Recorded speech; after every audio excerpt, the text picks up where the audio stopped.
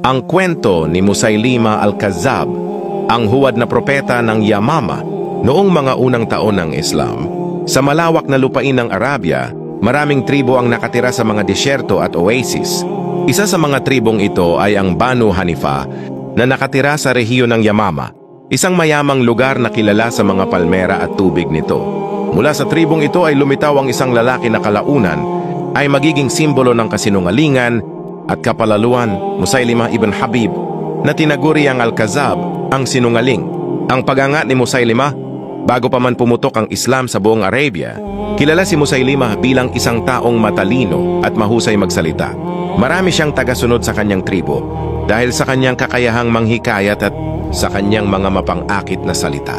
Nang marinig niya ang tungkol sa Propeta Muhammad at sa bagong pananampalatayang Islam, ipinadala siya ng kanyang tribo sa Madina bilang bahagi ng isang delegasyon upang makilala ang propeta mismo.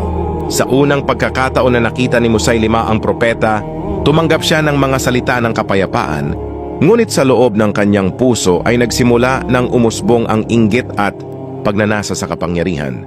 Nakita niya kung paanong ang mga tribo ng Arabia ay dumaragsa upang sundan ang propeta at naisip niyang, kung si Muhammad ay may ganitong impluensya, kaya ko rin iyon. Ang paggawa ng kasinungalingan, pagbalik niya sa Yamama, ipinahayag ni Musaylima sa kanyang mga tauhan, ako rin ay isang sugo ni Allah. Si Muhammad ay sugo para sa Quraysh at ako naman ay sugo para sa Banu Hanifa. Ang kanyang mga tao na may malalim na katapatan sa kanya ay naniwala at dito nagsimula ang panlilinlang na kumalat sa kanilang lupain. Upang patunayan ang kanyang huwad na propesiya, sinimulan ni Musaylima ang panggagaya sa Quran. Gumawa siya ng sarili niyang kapahayagan na puno ng mga tula at pariralang nakakatawa at walang saysay. Halimbawa, isa sa mga huwad niyang talata ay ganito, O palaka, anak ng dalawang palaka, mag-ingat ka kung saan ka tumalon. Ang kalahati ng tubig ay sa iyo, ang kalahati ay sa mga tao.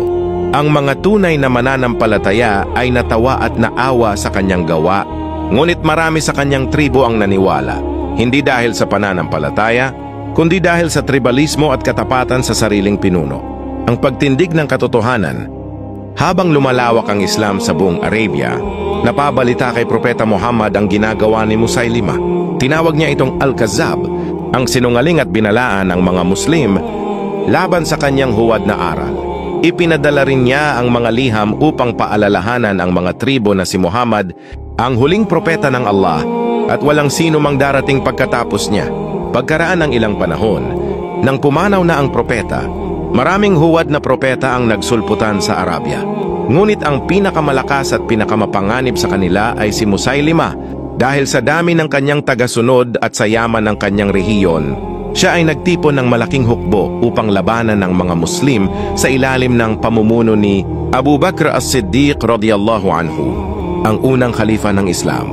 Ang labanan sa Yamama ay isa sa mga pinakamadugong labanan sa kasaysayan ng Islam.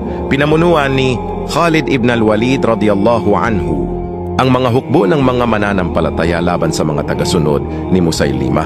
Sa kabilang panig, si Musaylima ay nagtayo ng matibay na tanggulan at pinangakuan ng kanyang mga sundalo ng kayamanan at paraiso kung siya ay mananalo. Ngunit ang mga mananampalataya ay lumaban ng buong tapang, dala ang adhikain na linisin ang lupain mula sa kasinungalingan at pagtalikod. Maraming kilalang sahaba ang nag-alay ng kanilang buhay sa labang ito. Sa gitna ng kaguluhan, lumitaw ang isang mandirigmang kilala bilang Wahshi bin Harb radiyallahu anhu, ang dating alipin na nakapatay kay Hamzah ibn Abdul Muttalib radiyallahu anhu sa Uhud bago siya tumanggap ng Islam.